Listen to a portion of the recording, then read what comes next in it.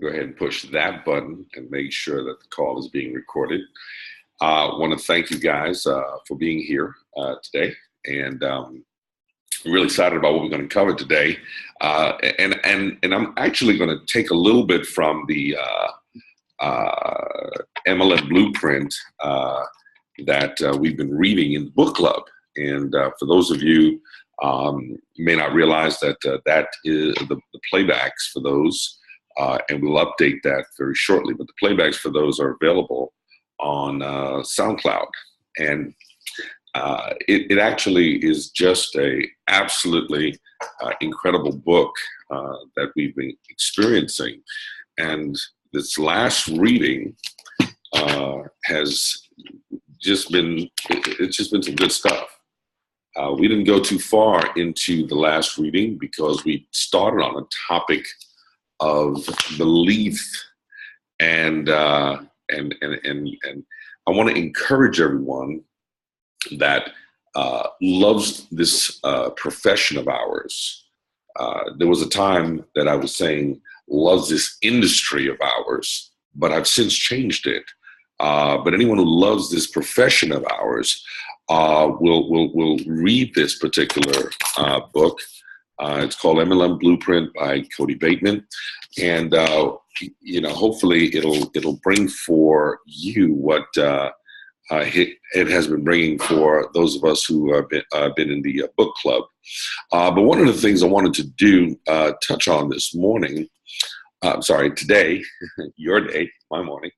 It's morning for me, but understanding. I want to take the first paragraph, talk about it just a little bit, and then encourage you to do what I know I've been doing for a long time, and many are doing even more and more coming out of the book club. But in chapter 7, the author says, after completing a chapter talking about imagination, begins the discussion on believing. Okay, and how the belief plays a part in constructing everything that happens within your mind.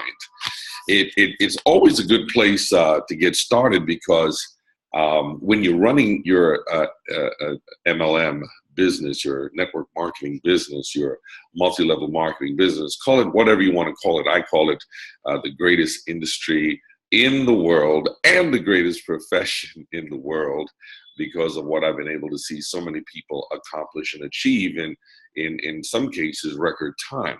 But the author says on page 105, he says, we now understand the power of the imagination. We know it magnifies whatever thoughts or image we send it. We know the imagination is the foundational blueprint upon which our beliefs and habits are built. Beliefs are at the core or center of our subconscious, of your subconscious activity. They have power beyond measure. Your beliefs are a natural byproduct of what's happening in your imagination. Yeah, and the sentence that jumps out at me is the one where he says, we know the imagination. The imagination is the foundational blueprint on which our beliefs and habits are built. Okay, so if you're not imagining anything, if you're not dreaming, if you're not fantasizing, if you're not putting yourself in a situation where you're thinking about something that has not yet become reality. Okay, if you're not allowing yourself to go beyond or stretch beyond that which you've been exposed to and experiencing, then I'm going to say to you that your habits and your beliefs are going to be somewhat limited, because your imagination is limited. Now, I always like to start out by telling everyone that I believe that I am probably one of the poorest persons born into poverty of all the people that I am around. The reason I say that is because we were poor. I didn't even know we were poor in the country of Trinidad and Tobago. I was just, a little boy living a life that I was accustomed to. And if you understand that while I did not have much more of an imagination than what was there in front of me, I loved what I had. I loved what we experienced, even though we lived in a one-room house. I didn't even know the difference between the one-room house that we lived in, my mother, my father, my sister, and myself, the one-room house, and the bigger house, which is up front in the front of the courtyard. I didn't even realize the difference, okay? I just figured that's where we were, okay? Never thought anything of it that all four of us slept in one bed. Never thought anything of it that, depending on what part of the world you're in, they refer to it as different things. In most places, they refer to it as a restroom. In Asia, many people refer to the restroom area as a WC. What WC stands for, don't really know, but some people call it toilet. But back then, all I knew was a latrine, and some of you, I'm not going to try to define it. That's what we have Google and Wikipedia and those type of high. I guess you want to call it technology-oriented elements for. So you can go ahead and look up that word yourself. Thank you, David. WC, my man. See, he didn't even share with all of you. But look, I'm over here, and I don't know what WC stands for. Does anyone want to know? Let me just go ahead and look at the gallery. I want to see. I see some hands going up right now. Some hands are going up. WC, anybody wants to know? Well, I've just been educated. My good friend just told me. I just walk around and say, WC? And they point. And I go to it. But thank you, David Neal, my man. I'm so glad to have you here with us, David. It's always a pleasure to have you having my back. But WC, ladies and gentlemen, stands for water closet.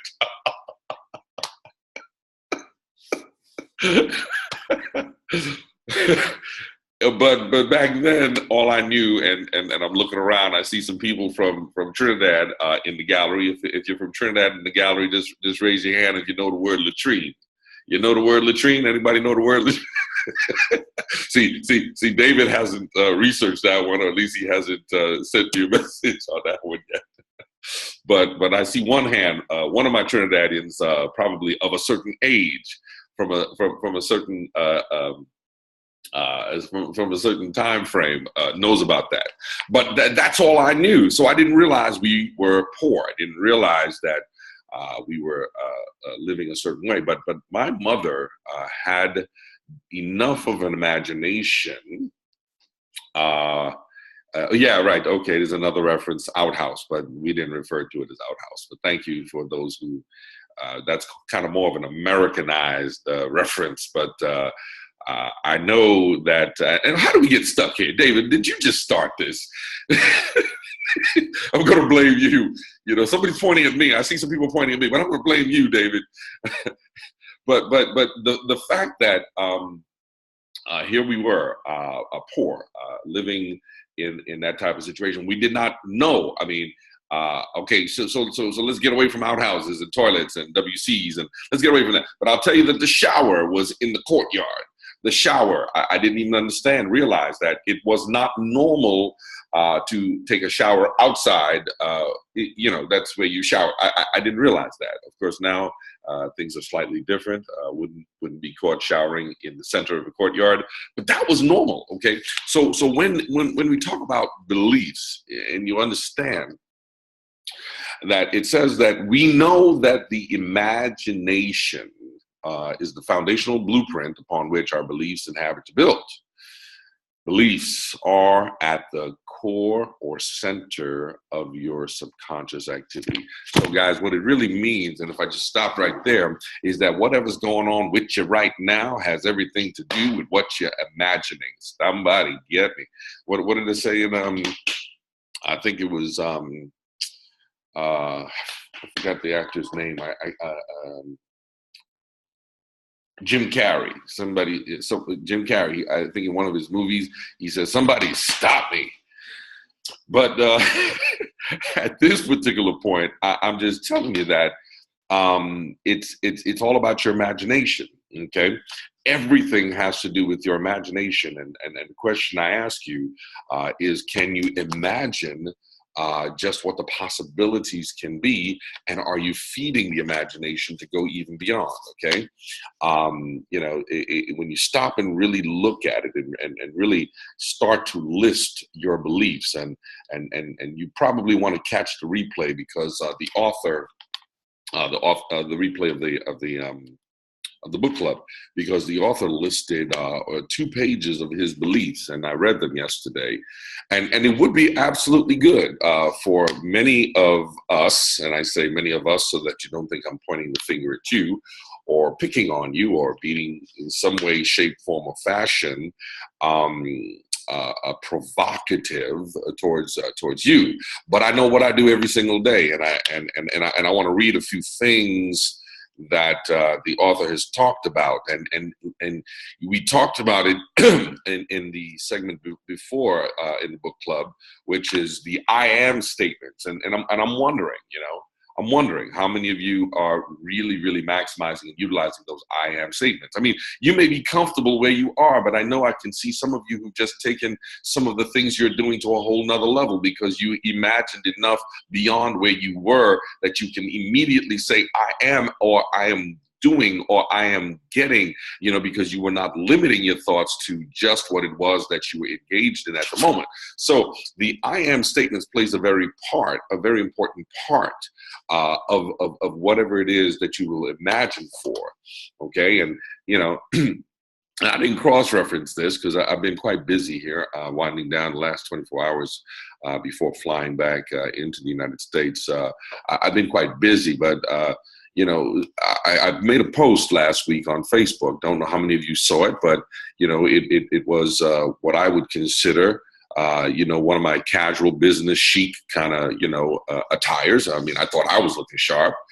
So when I took that. No. Somebody took the picture of me. That's what it was.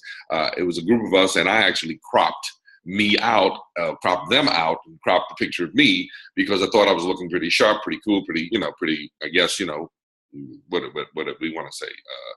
Somebody's probably going to put a word in there, but I thought suave. Okay, maybe that word's not good enough, but I thought I was looking cool. Okay, so I was talking about me at the moment, but as I made the post, my imagination started to run wild, and I'm saying, as I changed it and I went to a monochromatic imagery of how I was looking in that particular picture, I threw into that image, I threw into that segment a monochromatic looking vehicle that was on my mind. Okay, you see, you got to understand something, and you have to really understand what was going on, because some of y'all, were complimenting, and I saw some compliments like gorgeous. Now, at first, I thought somebody was referring to me, but I realized they were not referring to me. When they said, "Look at those wheels," I realized they weren't referring to me. They were talking about, the vehicle, and it's okay. I didn't take offense to it, because I don't have wheels. I got legs, and the picture did not show my legs, so I understood it wasn't me they was referring to. But I noticed how everyone's focal point became the vehicle, which was okay. But you see, what you didn't understand was that it was the vehicle that was in my imagination, which was stemming and stimulating how I was feeling at that moment. So watch this. If you get the drift of what was going on in between these 6 inches, it wasn't about how I looked, it was about how I was feeling, and how I was feeling was being stimulated and perpetuated by what I was seeing in my mind. And though I do not own a black on black monochromatic tricked out a Rolls Royce Wraith, I was feeling, okay, y'all with me on that? I was feeling like a Wraith. What was that commercial? Some of us are old enough to remember. Sometimes I feel like a Wraith, sometimes I don't. So I was feeling like what my imagery put out, but nobody caught that. So I associated me and that car in the same image, and everybody was like, "Oh wow, ooh, nice car, ooh, nice car." And I'm like, y'all don't even get it. It was Friday. I had been doing some business. I was feeling good. And I put me in the car in a picture and blah. Okay, I'm sorry. Do I need to? See, in Asia, you not have to translate what that meant. You know what I mean?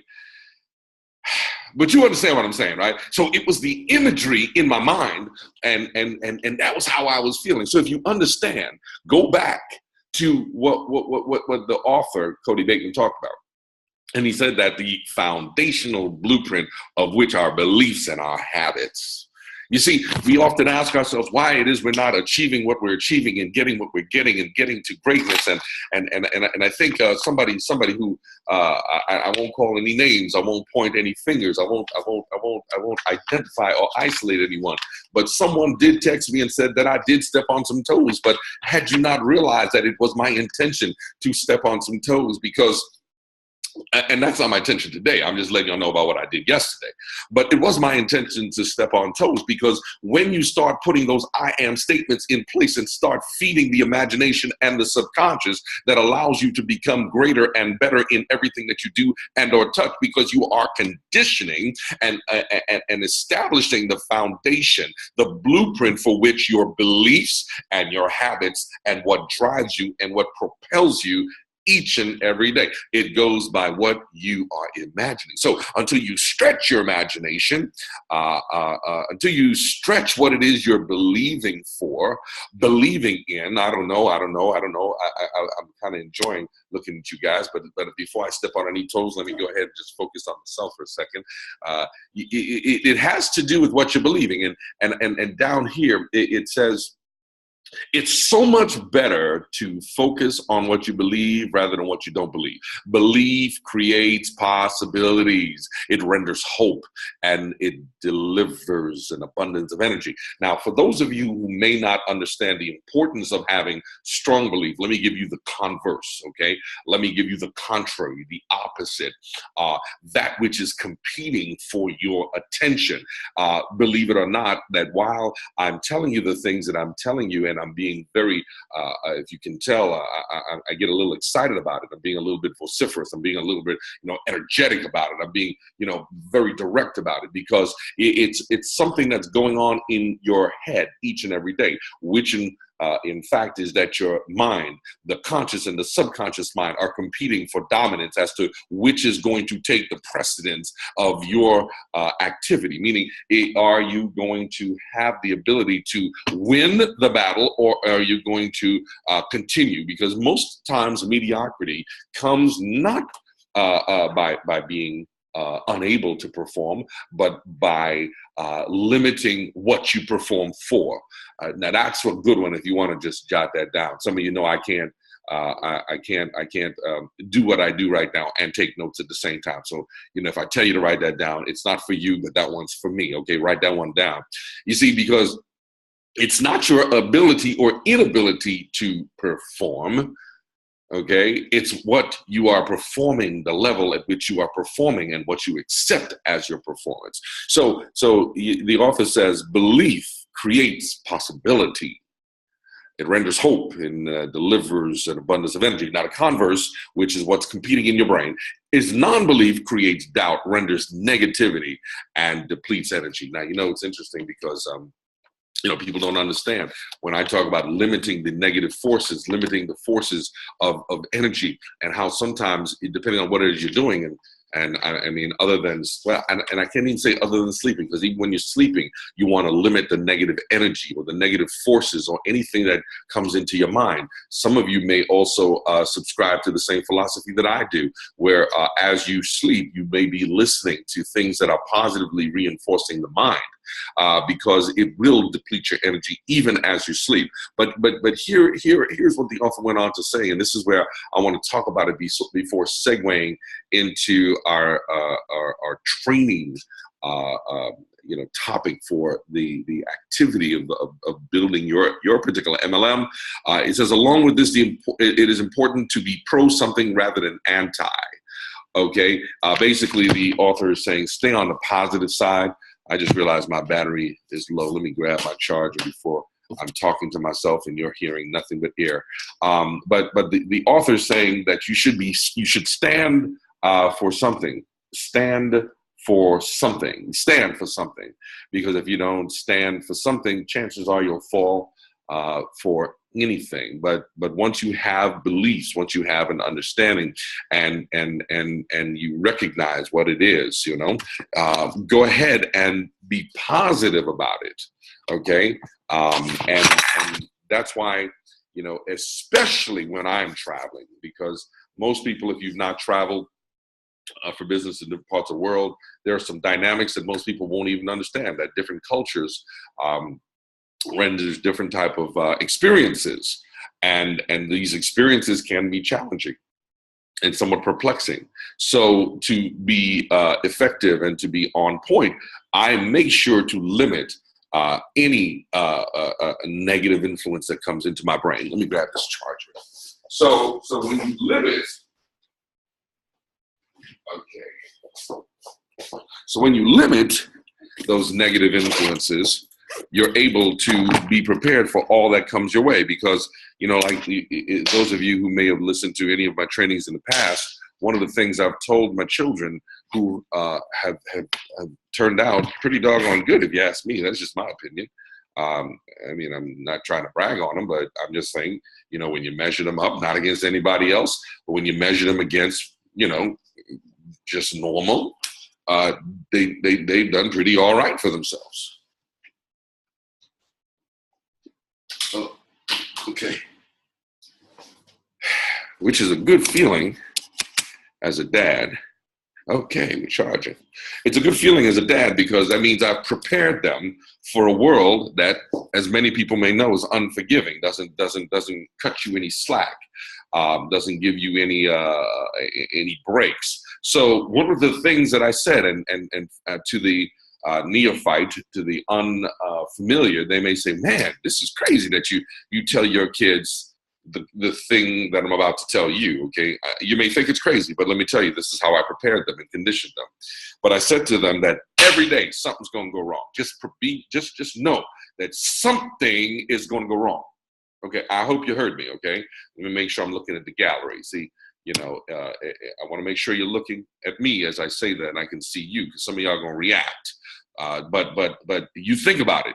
Every day, something's going to go wrong. Now, that means that something that you did not plan for was going to happen. That means that the way you planned for it, or the way you hoped for it, or the way you imagined it, or the way you wanted it, ain't going to go that way. Okay? And what happens is, I've seen, I was talking with a gentleman, and yeah, I knew there was rain coming. Boy, it's a rainy day now. But I was talking to a gentleman, and this is just how interesting. Let me tell you how interesting it is. But this gentleman said to me that he had a bad day 7 years ago. Or was it? Okay, wait a second. Wait. He had a bad day 9 years ago that lasted 7 years. And he overcame it 2 years ago. I hope you understand what I'm saying. He had a bad day that started 9 years ago, and it lasted 7 years until about 2 years ago. Now, I'm not going to tell you what he used to overcome his situation. It's not what I would have subscribed to, but it works for him. Do you understand my point? You got to let everybody live how they're going to live, right?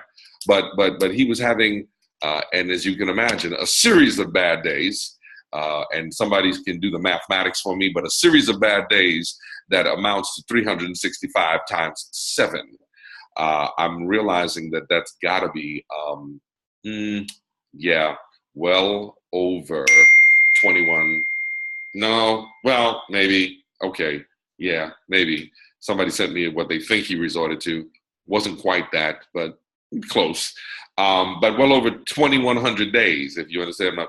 25. Thank you. 2,555 days. Woo! Now that's a bad long day. Okay. But if you understand, I say to my children that something's gonna go wrong. Okay, something's going wrong. You just got to figure out what it is and be prepared for it. You see, some people they had a thing go wrong in their day and they dwell on it, and it just totally rivets them, okay, as it did for this gentleman. And he's a great guy, by the way. He's a great guy, but he spent 2,555 days, 2,555 days having his bad day moment. You see, unlike what the author is talking about, the author says that you focus on the positive. He couldn't shake that negative, and he stayed in that negative for way too long. Does anyone know? And I'm not going to ask you if you are like that, because I know nobody on this call would be like that. But do you know somebody like that might have been stuck in a bad situation for so long and really couldn't shake it? And it happens. It's life. So what I've been preparing my children for is the thought process that every day something's going to go wrong. And the reality is, if you prepare yourself, now look at what I'm saying. See, so I've got 24 hours, okay? Check in. Okay, no, check in. I know I'm going to get a beep in a second that's going to tell me, time to check in for my flight, because my flight is within 24 hours and 3 minutes. So I'm going to get this message, right? So I've got 24 hours left. Okay, that's day and night. And I've got so much to do in my last 24 hours. And look at this. And where I am, don't ever rain. It don't rain. It don't rain. This is hotter than Southern California, and it's sunnier than Southern California. But on my last day, it's raining, which potentially interferes. If you understand what I'm saying. But I ain't gonna let that. I'm not gonna dwell on that. You see, because some of y'all might have noticed earlier, I was looking out, and that's my window here. I'm looking to my left because I was wondering why the leaves, why the trees and the limbs were blowing so heavily. It was preparing for the storm that just has come. You see, I already sensed something was changed from what is the norm. Okay, so what I'm really getting at is that's what really you've got to be ready for, that any and everything possible could go wrong, but you have to be ready to combat it so that you will always come out triumphant. Let me go to the gallery. Do I have any triumphant people on this line tonight? Is there anyone triumphant? Is there anyone, do I have a winner? Do I have a winner on the line here? I see some hands going up. I'm sure the hands that aren't going up are probably, due to the fact that either that's an image, that's a picture of you I see, or maybe the connection is bad and there's a time delay between me asking the question and you actually answering. But if I have some winners, good. I see some winners. So if I have some winners, if you're a winner, you are triumphant, okay? So you have to mentally be prepared for that. And here's where we are. Because when you prepare yourself, knowing that you are believing for what it is and that greatness moment. I don't know, Mr. Neal, do I want to really, go into the segment where we talk about the beliefs and go in and talk about how, greatness is achieved and should I go there or should I just leave that alone? Oh, see, here's that signal. Delta is always on point. Yeah, thank you, Delta, letting me know that it's time to check in. Delta's letting me know it's time to check in. All right, I'm going home. but the reality of it is that this will happen unless, and it'll happen. Whatever can go wrong will happen whether or not you are prepared for it. Oh boy, see, the room got quiet. You see, so what I'm saying to you is that your conscious and your subconscious mind, depending on how you're preparing for it and how you're dealing with it, will ultimately impact the way your day, or as my friend 255, I'm sorry, keep saying 200, 2,555 bad days, consecutive bad days in his life, okay? But today I want to talk to you a little bit more about the 3 vital signs, because you are a winner, okay? You are a winner. I saw some hands go up with some winners. And those of you that may not, I've changed the view. So if I'm not seeing you with your hands up, it ain't nothing. It ain't nothing, but I'm on a different view right now. I'm on the spotlight view. But the fact of it is that You are in control of that. And when you understand that if you say you're a winner and you're building your MLM, you have to be prepared and ready, knowing how to measure these vital signs.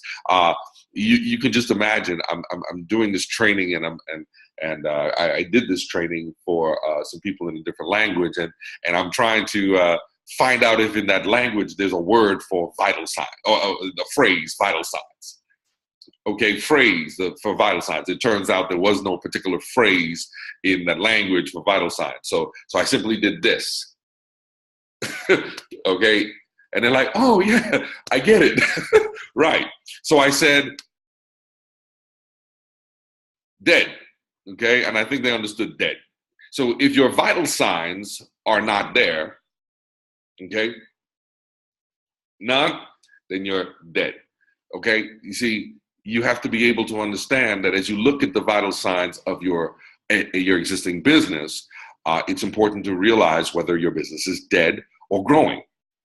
So what I'll start by telling you is that the most, what I call the most important vital sign in your business is how many people are showing the plan, okay? So you can go ahead and write that down, 3 vital signs. And just like your life, just like if you went to a hospital, just like if you went to a doctor, the first thing they're going to do is take your vital signs. They're going to, if you were rushed to the emergency room, triage is going to come and see you, and they're going to check your vitals. They're going to make sure that everything, I know there are more than 3, but they're going to check your blood pressure, your heart rate. They're going to check, your temperature. They're going to check some vital signs to make sure that you are not dead. Okay, and if the vital signs are bad, then you probably are not in good shape. But that gives you the remedy, or let me not say you. Let's use the medical example that when you come into a hospital or triage situation, the reason they are doing that is because it allows them to now determine which course of actions to take based on heart rate, based on blood pressure, based on whatever other elements they're getting. So you have to be able to measure your existing business in order to take it from wherever it is to wherever it should be, and then finally to wherever it could be. Now, some of you know I do a training on that, okay? That training, if you, some of you might not have heard it in years, but it's called X Marks the Spot. X Marks the Spot is one of my favorite because it doesn't come out of network marketing or multi-level marketing training. It doesn't come from there. Where it comes from is from traditional business training. And what X Marks the Spot is all about is being able to measure where you are. It's basically taking the vital signs of any business, okay? And in a traditional business, the 3 main vital signs that are looked at in a traditional business is the utilization of your capital, of your physical resources, okay, so your financial resources, your physical resources, your buildings, your warehouses, all the physical elements, and last but not least, your people. So since I was on talking about Delta, and I see I got a couple of pro Delta folks here, yeah, whoop whoop Delta.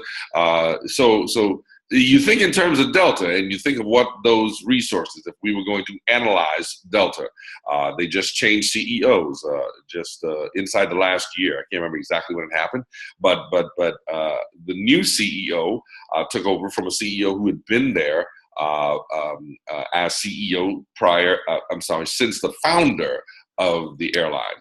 Okay, but I can just imagine as a really seasoned professional and executive, he had to understand what he was receiving. Okay, so the first element, he had to understand the kind of capital, the kind of money. Okay, was Delta profitable? Did they have some cash?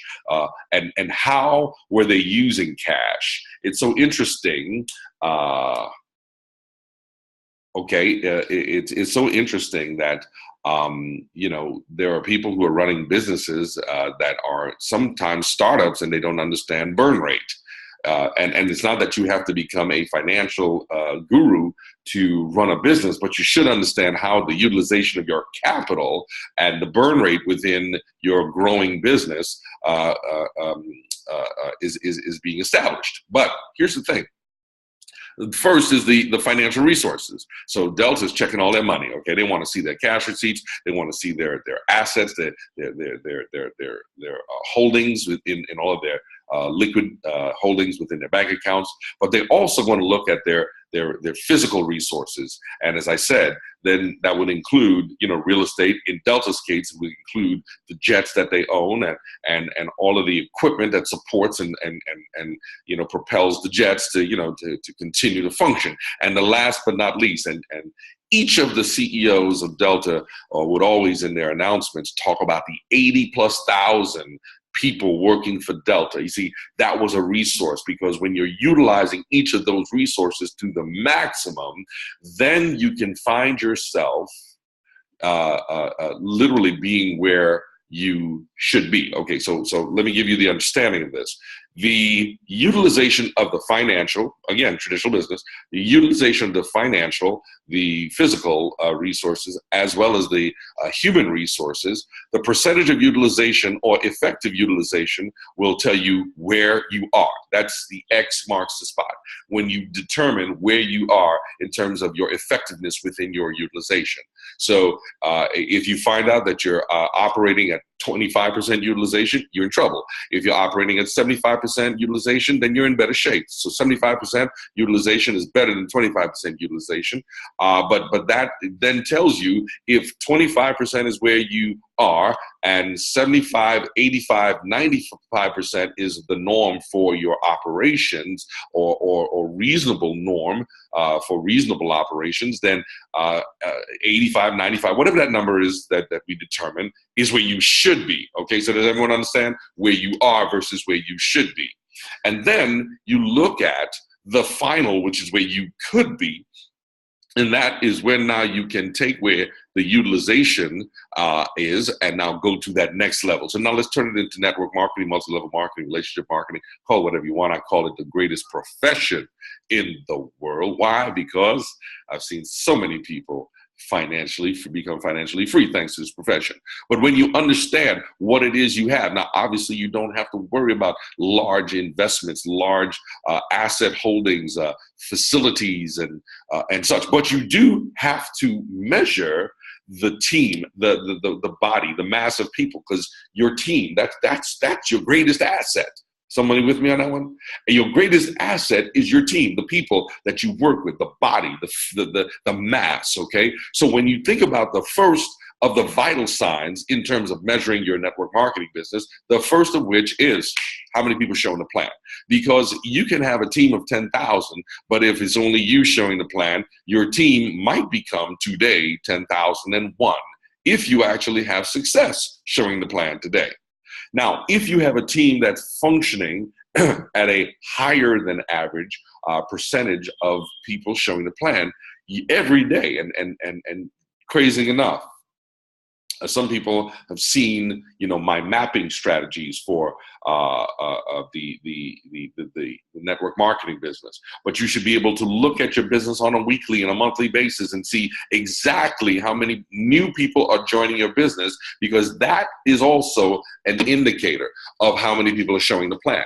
You see, how many people are showing the plan will also help you determine where you can work, where you should work, and how effectively you'll build your business. Now, if I were in front of you, I would draw on a board where most people in network marketing, I don't want to put a percentage to it, but it is the majority of people in network marketing will go wrong because they focus primarily on those they personally sponsor. But for argument's sake, let's refer to them as F1, okay? Frontline one, okay? So you think in terms of F1 as the people that 99%, and I just put a number on it because I didn't want to do it, but I couldn't help myself. 99% of the people in network marketing will focus on those people as if they're the ones who are going to create something. But why don't you go ahead and maybe I haven't done this in a while, but I think if I can get this thing to drop down. See, I hate doing these things on the fly. I was going to draw a chart, but I'm not going to draw a chart. Why don't you draw on your own pieces of paper? Because hopefully you're taking notes. But why don't you draw yourself, draw a circle, that's yourself, and draw a line and then draw a circle down. That first level, that's F1. And if you realize that even if you're pretty good, you know, network marketing, they say that people sponsor, it's a statistic, 2.7 people. But let's, for argument's sake, say that you're pretty doggone good. Let's, for argument's sake, say that you're pretty doggone good. Bear with me a second. I want to see it. Hey, there it is. I knew I could find it. Wow, look at that. Bam. Here's the drawing board. So here's you. Forgive my poor circle, okay? That's you. And there's the first level. There's another. Okay, everyone seeing that? F. Okay, so let's say for argument's sake, say you sponsor 5 people, and that means you're, you know, above average, because average is about 2.7. I've never seen what 0.7 of a person looks like, but hey, it's a statistic. So there you are. You sponsored 5 people, and a lot of people, you know, focus on that, which is, you know, pretty cool. It's okay, but the reality is, can someone just by a show of hands or just a wave let me know? Can you see this? Okay, okay, cool, good, yeah. All right, but a lot of people focus on these. But here's what I want you to understand: that if you're showing the plan, and you've got to go beyond you showing the plan, because if it's just you showing the plan, then it could be a pretty doggone, you know, lonely experience. Like I told you, you could have 10,000 people in your business, but you'll grow your business by 1. Maybe if you have a good day today and someone does join you. But when you have you and 5 people showing the plan, then you have a greater probability of working the numbers, and the statistics can work in your favor. But I want to show you something that's so important to understand the power of working in depth. And I'm not going to do a full-blown, you know, training on this, only because I want to cover the 2 other areas. But if you look at F2 and just say that these same 5 people sponsored 5, now you have 25 people. Okay, please forgive my poor writing. I'm doing this with my pad on my Mac. Okay, so if you understand that if you now can have these 5 people, 25 people showing the plan with you, there's a greater probability of your business growing and having some greater success. Am I saying yes or yes? Is someone with me on that one? Okay, and this is.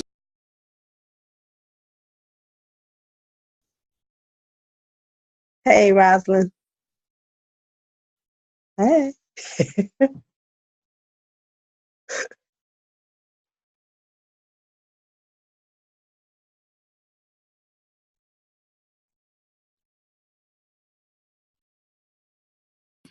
Can you guys hear me now? Yes. Okay, Mhm. I lost my chart. I was trying to see if my chart was there. So those of you who sent me messages, I didn't see those messages because I was working the whiteboard. But if you get the drift, okay, I want you to see F1, F2, F3, and F4. That means 5 people sponsoring 5 F1. Let me do this other thing here. F1 would allow, if you sponsor those 5, you would then be able to teach them to sponsor 5. You would have 5 people times 5, 25. 5 people times 5, you'd have 25 on F2, 125 on F3, and 625 on F4. Now, the reason I'm driving this point home is because, you know, if you are not encouraging and or guiding people to show the plan, then you're working way too hard. Because if you can just position yourself where you now are promoting the activity, which is the most critical activity, which will take you to the maximum utilization for your business.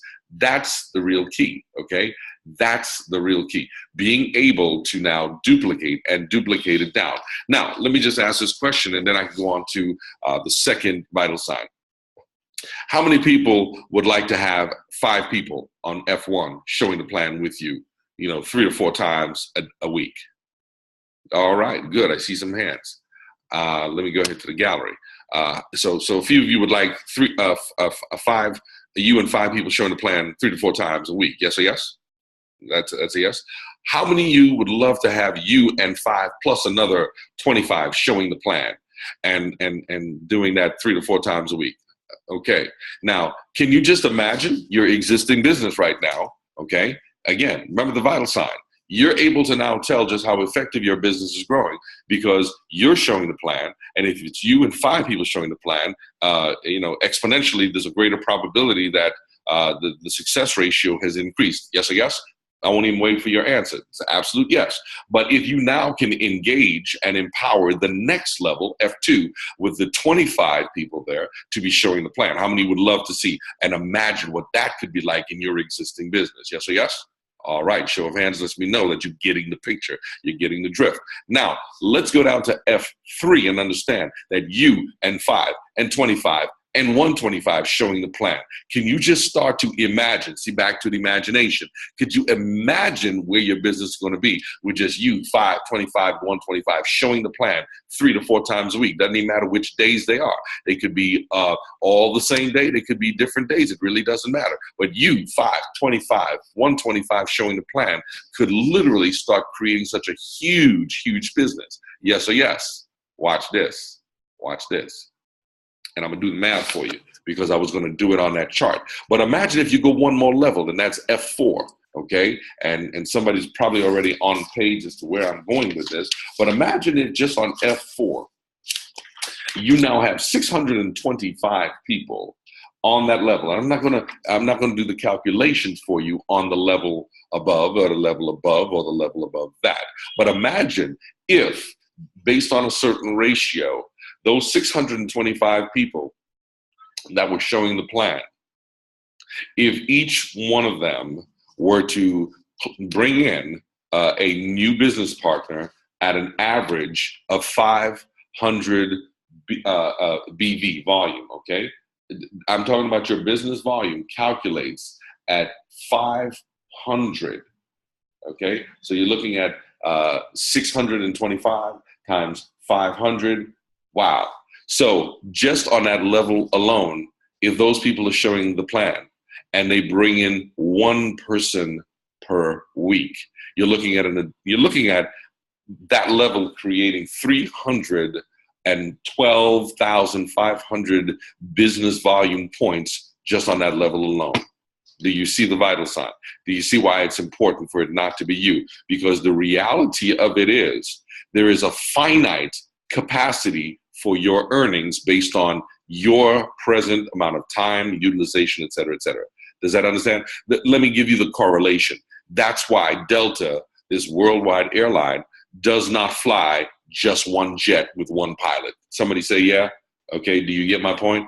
They're flying more than one jet with more than one route because the utilization. So when you understand that first and very most important, and again, if I had more time, I'd really delve into, because I could stay on the topic of vital signs, just, number one vital sign, how many people are showing the plan with you? That means you and how many people, because we're going to assume that you're going to always be showing the plan 3 to 4 times a week at a minimum, okay?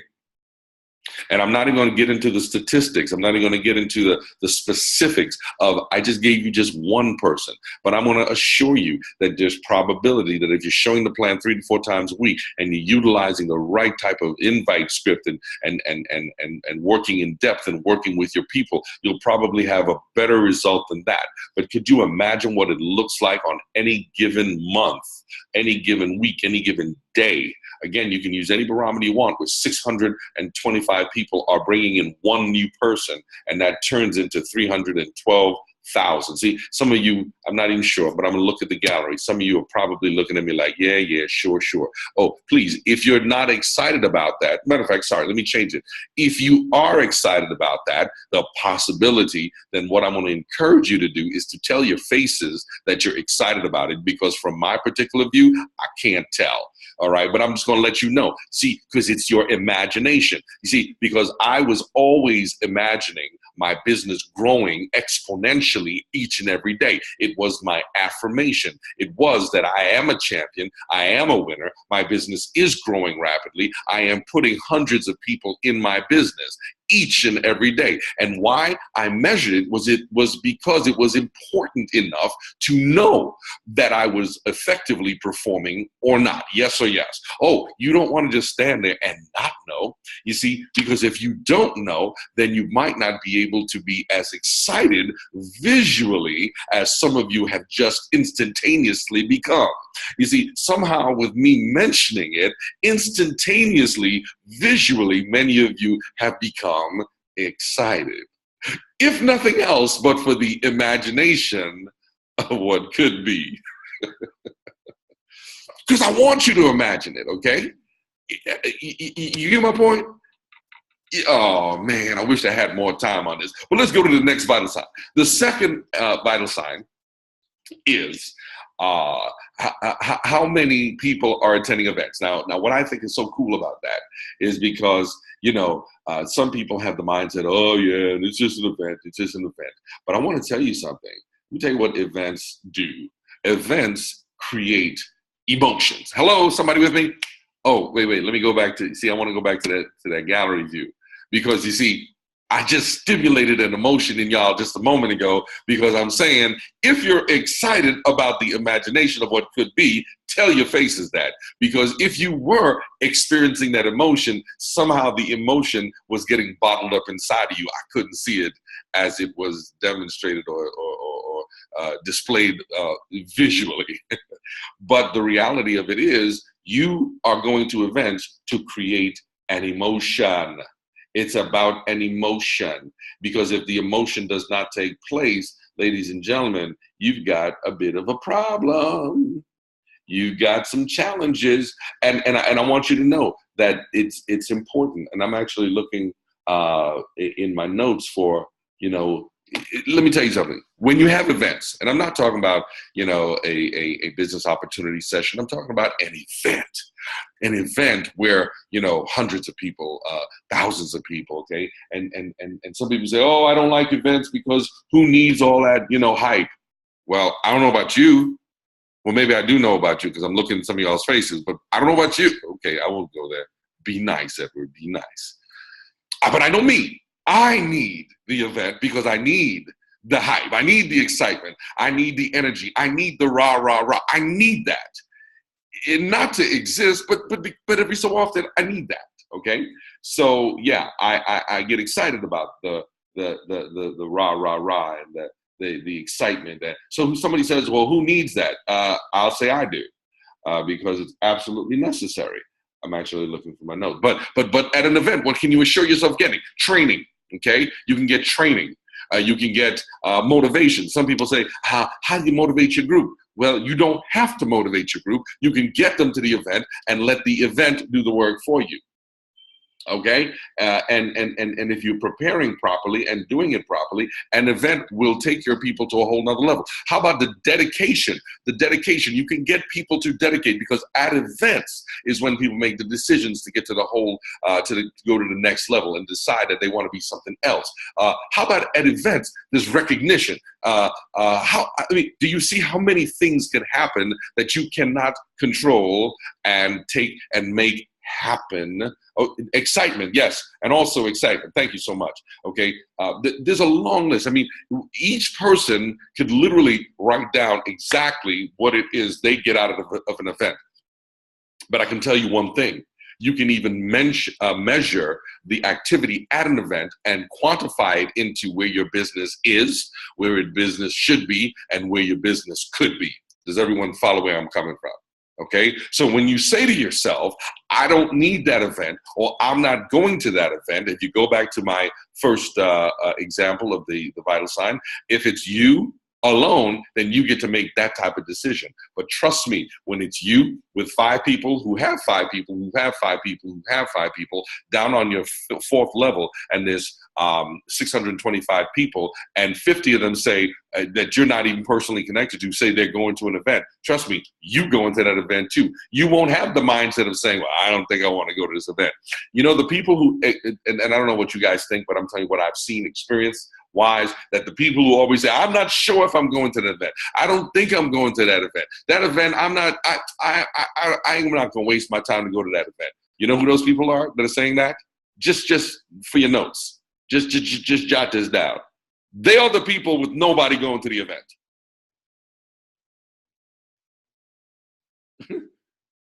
So if you want to align yourself with those people and follow their thought process, then guess what? You're okay. But the people that have hundreds and even thousands of people, they will always be going to events. They cannot avoid an event. They cannot not go to an event. How can you be a leader with thousands of people and then the event is going on and you're not there?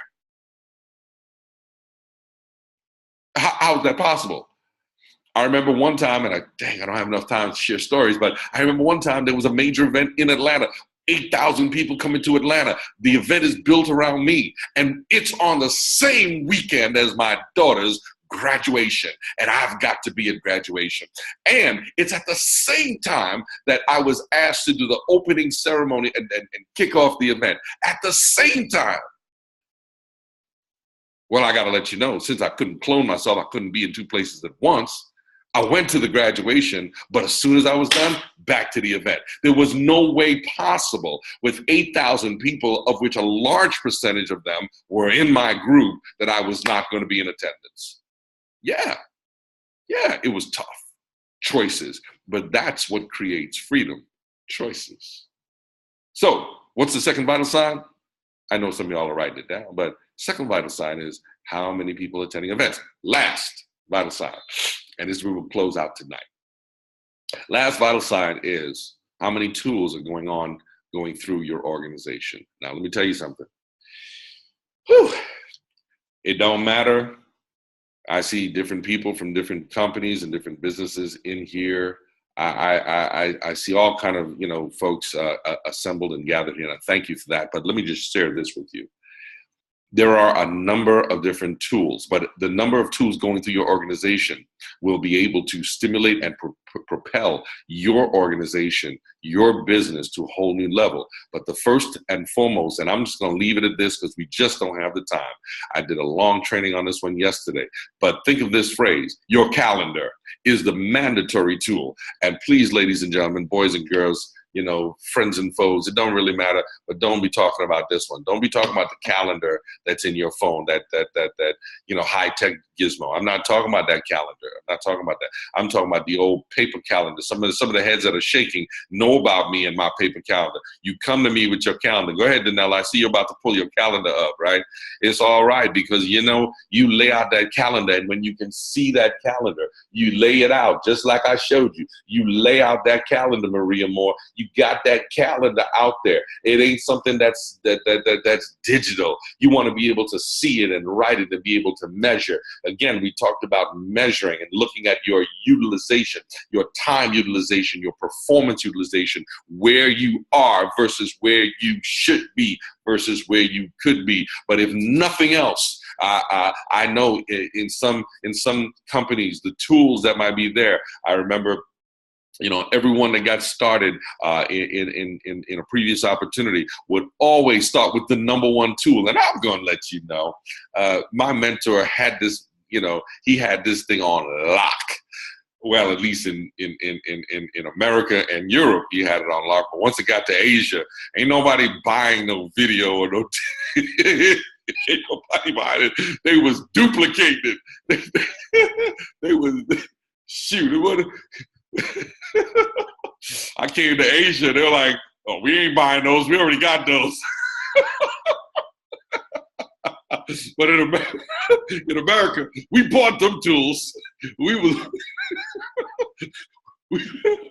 buying those videos, those audios, the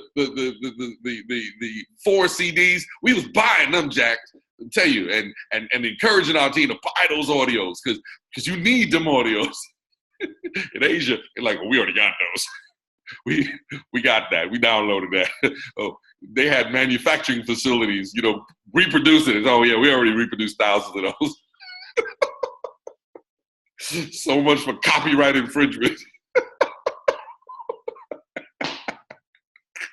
But that was a necessary tool, okay? Because understanding is to think like the mentor was to perform like. Come on, David, you got to stop that, man. Don't do that to me. Try to wrap up this call.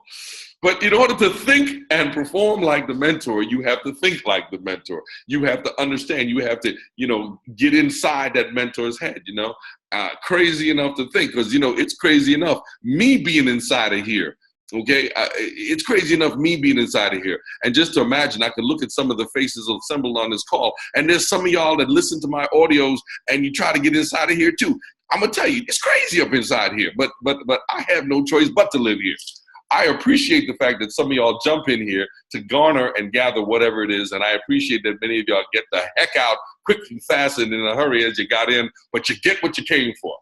Okay, because, it's a beautiful mind up here, the way I think and the numbers and the way I think, it gets pretty doggone crowded.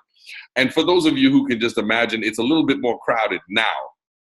I liken what's going on in my head to like a traffic intersection where it's absolutely congested because, as I shared with people, my ability to translate the Vietnamese language, it's almost like deer in the headlights because I can read it, man, but when I hear it, I have to listen to it. It goes in this side, it gets stuck as it goes through, and it parks there for a second, and then it translates from Vietnamese to English, and then it has to then the interpretation, and then it has to translate from English back to Vietnamese, and then come back down into my brain, and then trigger the mouth to then say what it was. But that could take about a minute and a half. If you ever thought about an awkward silence, okay? Somebody says something to me, and I'm looking at them, and I'm like,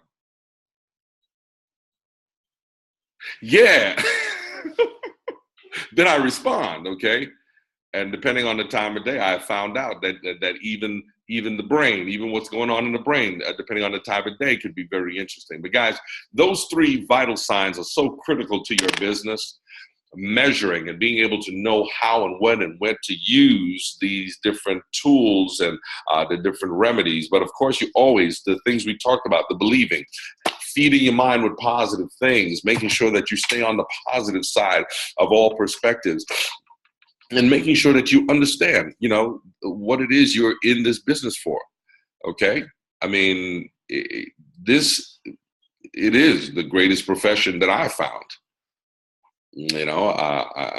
I've worked in the area of finance. I've held, nice positions with companies, and, they're prestigious companies and prestigious positions, but there's nothing like the freedom that comes from multi-level marketing, network marketing, relationship marketing, call it whatever you want to call it. You know what I call it. There's nothing that comes like it. And I can't even imagine. I can't. And no matter what anyone wants to say about the profession, the industry, the markets, I don't care what they say. There's nothing greater, nothing better to create financial freedom and liquidity for individuals who desire to not only work hard for themselves, but to teach and train and help others get to new heights and new levels. So with that, ladies and gentlemen, that's my time. I thank you for your attention. Thank you for tuning in. I hope you guys have a great night. Thank goodness the rain has stopped here before I have to head on out there. I knew it was going to go quickly, but I look forward to seeing you guys at the top, because especially over here in Asia, the bottom is absolutely crowded with motorbikes. I mean, everyone's on a motorbike. You don't want to be at the bottom here. You don't want to be at the bottom. You be in traffic. You be in traffic. Traffic is not fun when you're on a motorbike. Somehow they make room for the S550s. They somehow the S550s, they clear a path. Yeah. And I don't know why the S550 is so much the most prevalent and most predominant. I love it when I see a Porsche. I love it when I see a Ferrari. I love it when I see a Bentley, but doggone it, I just keep seeing these S550s rolling through here, black and white, and every so often you see a BMW. But man, let me tell you something. The top is where you want to be. So with a show of hands, I'll see you at the top. Raise your hand, wave goodbye, wish me safe travels, because in 23 and a half hours, I'll be on a 27-hour journey back into the United States. Look forward to seeing you guys at the next opportunity. Good day and God bless.